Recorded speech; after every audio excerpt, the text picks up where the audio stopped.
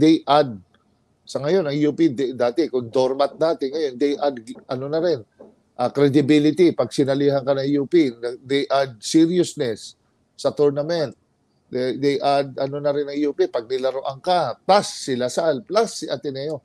Yung nagpa-organizers, para nagbibigay ng credibility sa kanila yon.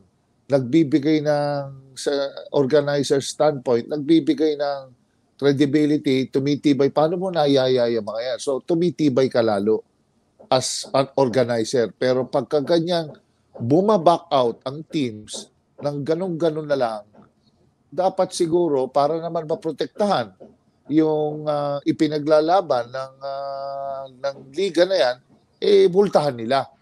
Pare, kasi sa PBA, mag-default ka lang, magkano bayad? Milyon ba? Oo, default. Oo. Magkano pare? Ang walkout, parang 500,000 walkout. Oo. 1 million. That was before, yung Hinebra. Hindi ko ngayon alam. Naalala mo pare, nag-walkout. Sa inyo, pare, di ba sa Ciel? Yun, malaki yun. 500 million, that was 1990s yun. Ginawa na rin ni Senator Joe yan noong panahon ni Carlos Briggs ba? Parang, hindi, may isang laban. Oo. Well, ano yan? Siguro malaki ngayon. Oo. Pare, ito naman, sa pro yun. Pero ito naman sa collegiate, siyempre, kawawa din yung nagpapalaro. Pare, lalo ka na, commissioner ka din dyan sa Liga mo, PSL. Commissioner naman tayo sa Intertown. Pare, masakit din yung magno-no-show ang isang team eh.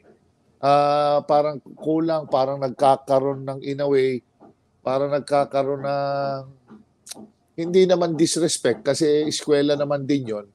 Para bang it's just the commitment, word of honor na binitawan nila ro sa liga. Well, pag-aaral to, wala namang end of the story talaga pag pag-aaral ang sinabi mong reason.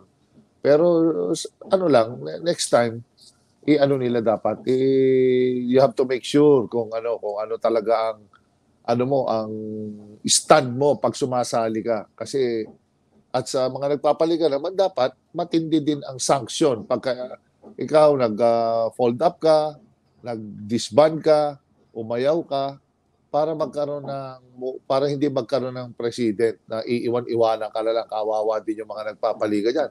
May kaukulang gastos din yan. Yun.